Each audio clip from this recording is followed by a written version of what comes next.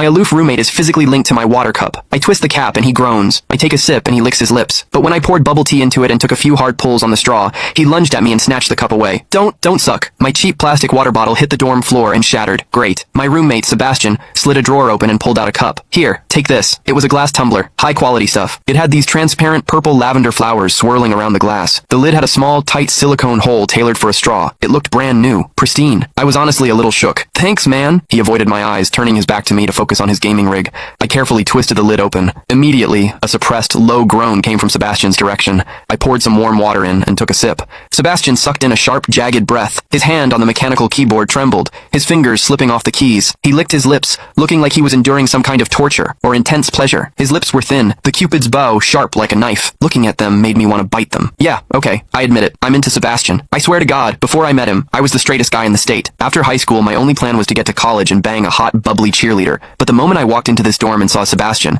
that plan went out the window. 4 years of college and he's the only one I want to mess around with. But I couldn't tell him. No way. I was terrified that if I spilled my guts, we wouldn't even be friends anymore. Because Sebastian is straight. Like, painfully straight. Only 2 weeks ago, he turned down a senior, a varsity swimmer, total stud, who asked him out. After that, Sebastian came back to the room and sat at his desk with a face like thunder for hours. The guy must be a raging homophobe. Maybe it was because the cup was a gift from my crush, but that warm water tasted sweeter than usual. It had a weirdly good aftertaste. I grabbed a straw from my desk and shoved it deep into the hole on the lid. The second I did, a strangled moan ripped out of Sebastian's throat. He bolted up and sprinted into the bathroom. Weird. We were just gaming. Why the hell did he suddenly need a shower? He didn't even grab a change of clothes or a towel. My hearing has always been too good for my own good. Through the thin bathroom door, I heard whimpery, muffled sounds. Soft, hot, suppressed. As a dude, I knew exactly what that sound was. He was jerking off. When I get horny, I usually wait until lights out and hide under the covers like a rat. But Sebastian, it's the middle of the damn day and he just goes for it? Talk about high testosterone. Sebastian is gorgeous. He's got that cold, don't touch me vibe, but his eyes are sharp, almost like a fox. He looks like a priest who's secretly a sinner, tempting as hell. I've heard people say his smile is killer,